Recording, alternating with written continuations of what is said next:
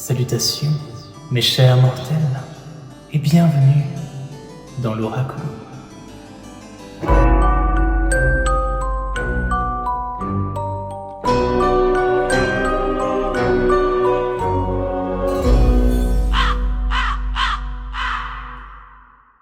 Bienvenue à toutes et à tous sur mon nouveau décor pour la guidance d'octobre et novembre. Alors comme tu as pu le voir dans le titre, c'est une guidance assez particulière ce mois-ci, étant donné que ce ne sera pas une guidance mensuelle mais plutôt bimensuelle. Pourquoi ? Eh bien pour la simple et bonne raison qu'à la fin du mois d'octobre, je déménage, enfin.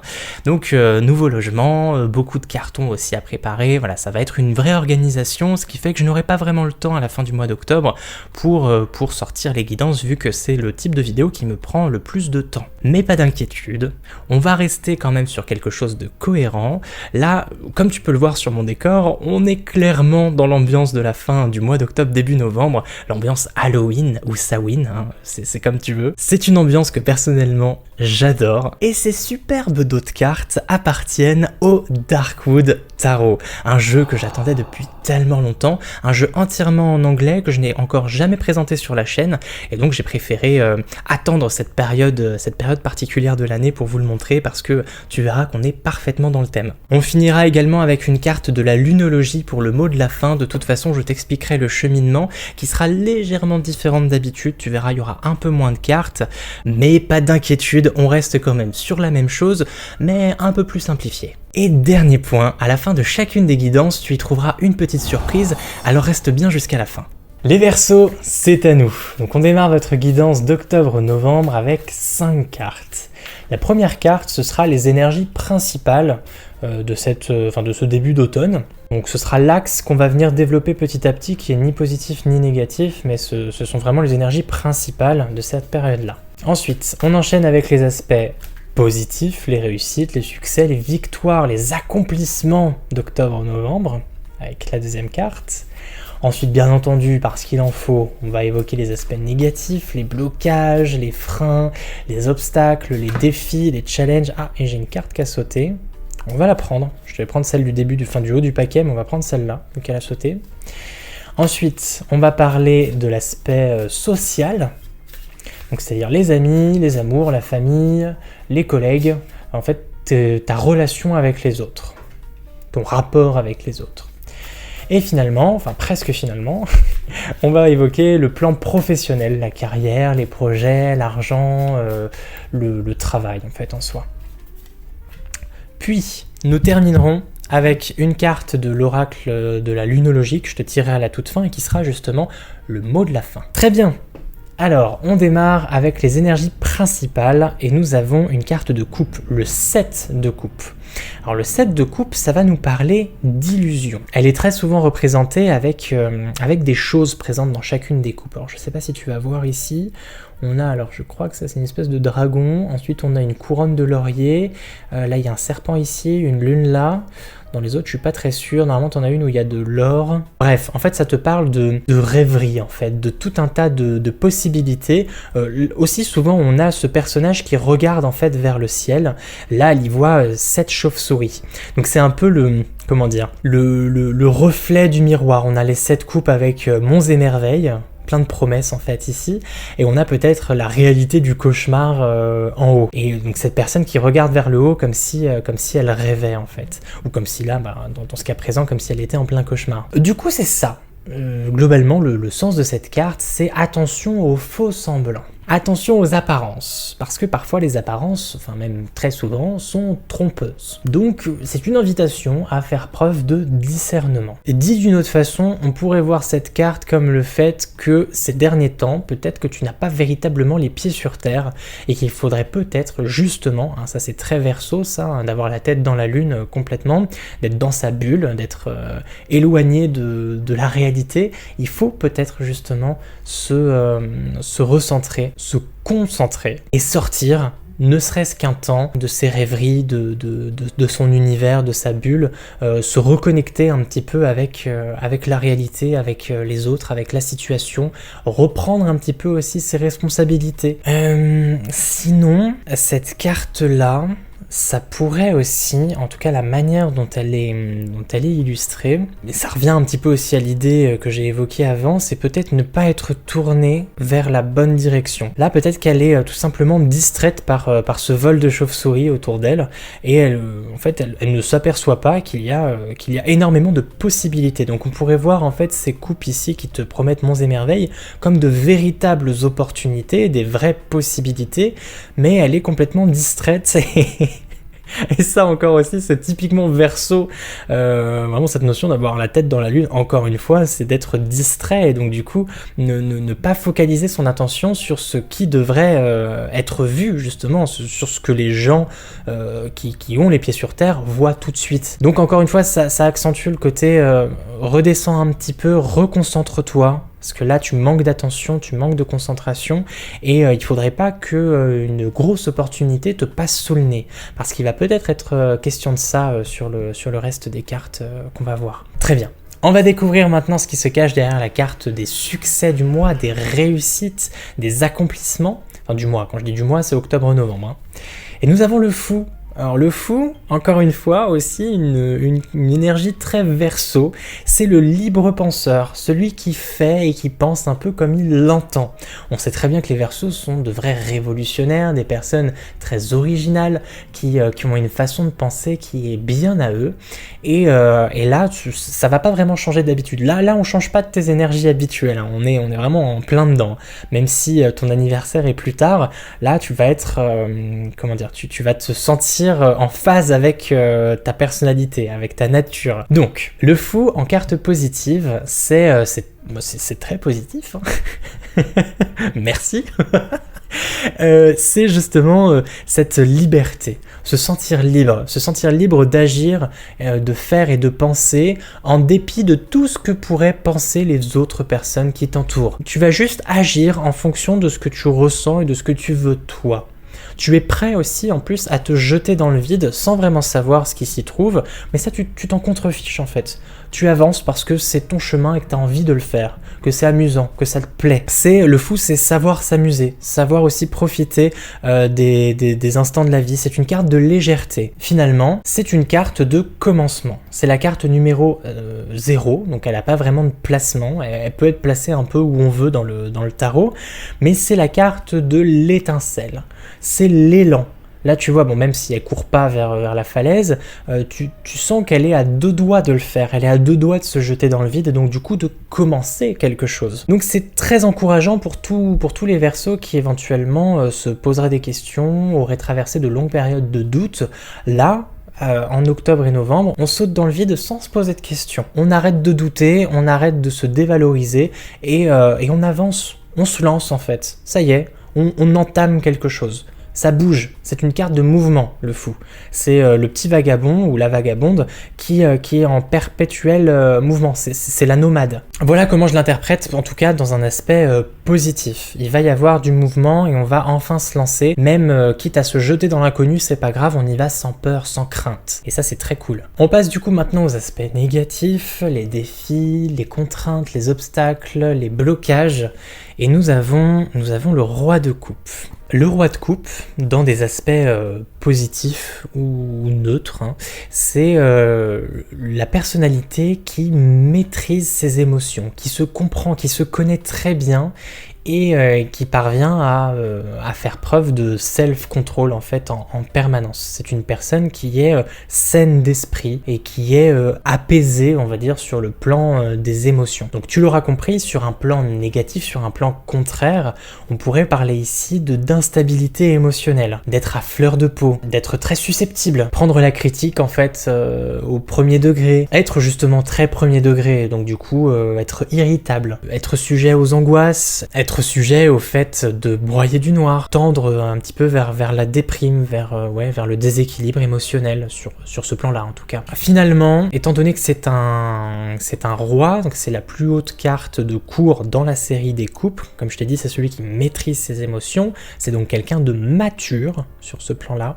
dans un plan inverse, ça pourrait nous parler ici d'immaturité, de puérilité. Ça pourrait accentuer ce set de coupe qu'on a ici et qui nous parle de distraction, d'être complètement distrait par des sujets qui pourraient peut-être paraître futiles aux adultes, entre guillemets. Peut-être que tu as une certaine tendance à vouloir mettre les loisirs, les jeux en priorité.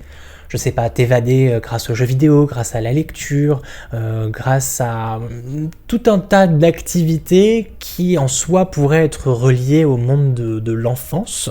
Tu vas me prendre pour un vieux rabat-joie qui dit que les jeux vidéo c'est pour les gosses, etc. Mais pas du tout. Moi je suis du genre à aimer énormément jouer, à beaucoup aimer lire, etc. et à m'évader dans le fantastique. Bref. Mais ça peut être vu comme de la puérilité. Ça peut être vu comme un manque de maturité. Peut-être que là, sur cette période, ça va être particulièrement mis en avant, ça va être particulièrement flagrant.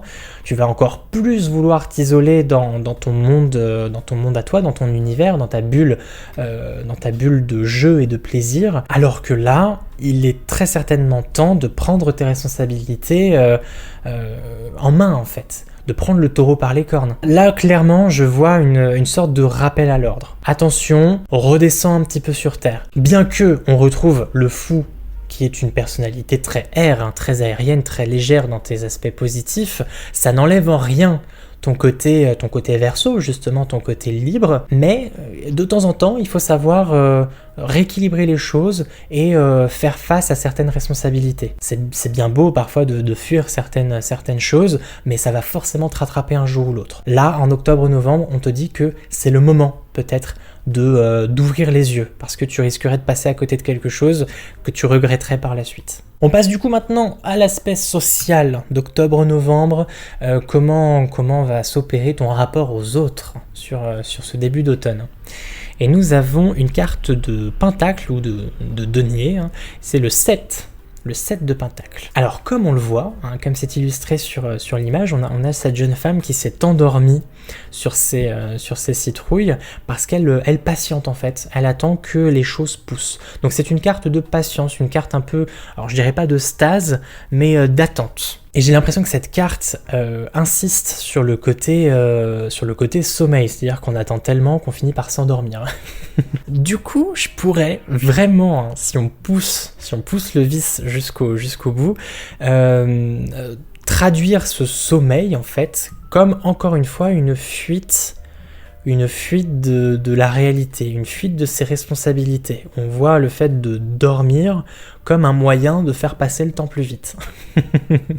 Et donc du coup, quelque part, de fuir un peu certaines choses. Donc on pourrait voir ce sommeil, cette attente, comme une pause dans tes relations sociales. Peut-être que tu fais le mort, peut-être que tu fais le fantôme ces derniers temps, peut-être que tu cherches à t'éloigner un petit peu des gens en ne répondant pas aux messages, en n'allant pas justement aux nouvelles. Je sais pas si c'est à cause de cet épouvantail un peu flippant où je la vois plus comme quelque chose de négatif plutôt que positif. Mais oui, je sais pas, intuitivement j'ai l'impression que c'est une carte qui te dit que ce mois-ci tu vas être dans la fuite, encore une fois. Je vois ça comme la fuite de ses responsabilités sociales, ici. Enfin, quand je dis responsabilité, le mot est peut-être un peu fort, mais on peut parler ici de devoir familial, donc fuir son devoir familial, ou tout simplement fuir les gens, faire le mort, comme je disais un petit peu plus tôt. C'est une carte d'attente, comme je le disais, peut-être que c'est faire attendre les autres. Ouais. C'est comme ça que je le vois. On passe du coup maintenant à l'aspect professionnel, la carrière, l'argent, le projet de vie aussi, hein, on peut élargir ça. Et nous avons, la mort. Très bien. Donc la mort, c'est un arcane majeur, c'est le deuxième arcane majeur du tirage pour l'instant. Et ça va nous parler de passage, d'une étape. Donc on franchit en fait enfin. Mais c'est aussi le fait de se couper de quelque chose. Comme on voit la faux qui est ici. Hein. D'ailleurs cette mort-là, je la trouve magnifique. Cette carte est vraiment très très belle. Donc c'est se couper de quelque chose qui ne nous est plus utile. Définitivement. C'est assez drastique. Hein. La carte de la mort, c'est la carte de la fin. F-I-N. C'est un chapitre qui se tourne, une page qui se tourne, une porte qui se ferme définitivement. Donc c'est un changement d'axe radical. Donc sur le plan du travail, on pourrait interpréter ça par la démission, le licenciement, la fin d'une carrière. Après, c'est plus démission que licenciement parce que le licenciement, c'est quelque chose que l'on subit, alors que la démission, c'est quelque chose que l'on décide en fait. Nous sommes acteurs de notre décision. Donc là, ça rentrerait plus dans le sens de la mort.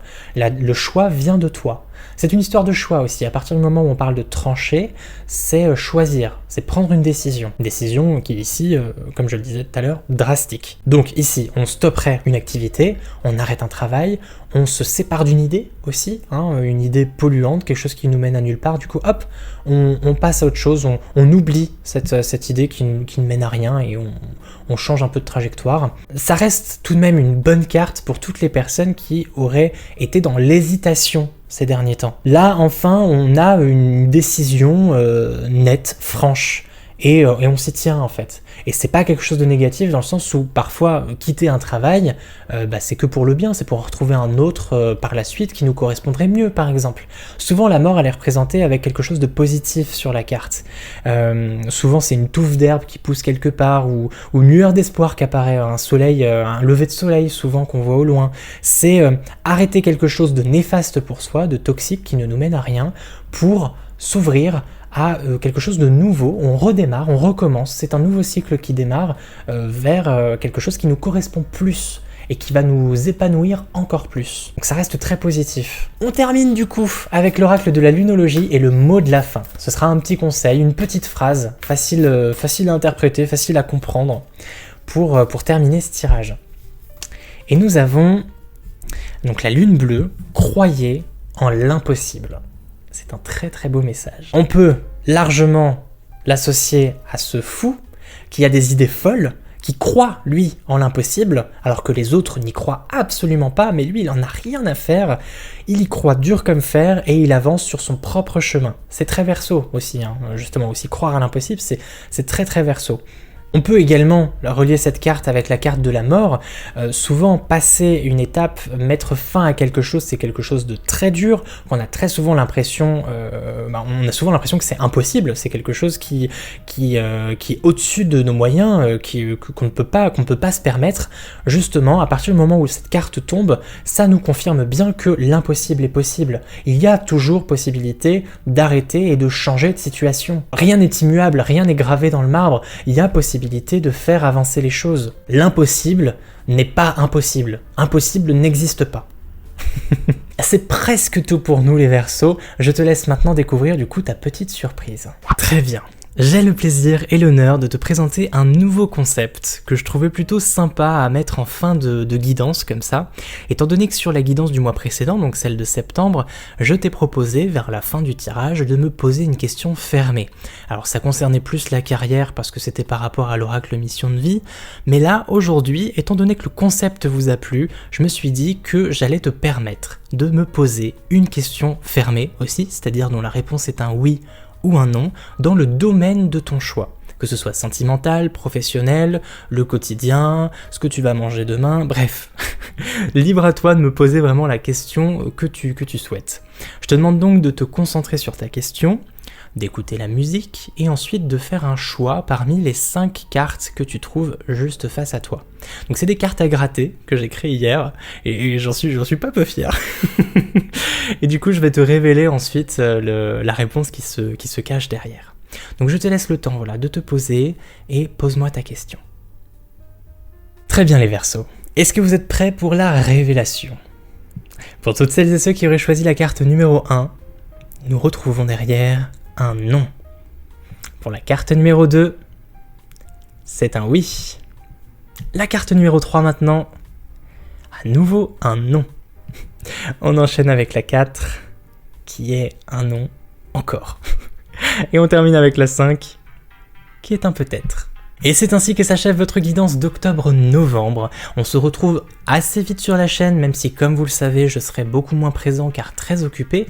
Dans tous les cas, portez-vous bien et nous on se dit à plus. Psst, c'est encore moi. Ouais, je sais. Mais je tenais juste à te dire que si t'as besoin d'un peu plus de précision sur ton mois, tu peux aller voir la guidance de ton signe lunaire et de ton ascendant. Tout est là, je vais pas te faire un dessin, t'as qu'à cliquer sur ce qui vient d'apparaître à l'écran. Et si t'as envie de discuter, comme ça, je t'invite à venir me suivre sur Instagram, mon pseudo s'affiche juste en bas. Et voilà, sur ce, porte-toi bien, et on se dit à plus.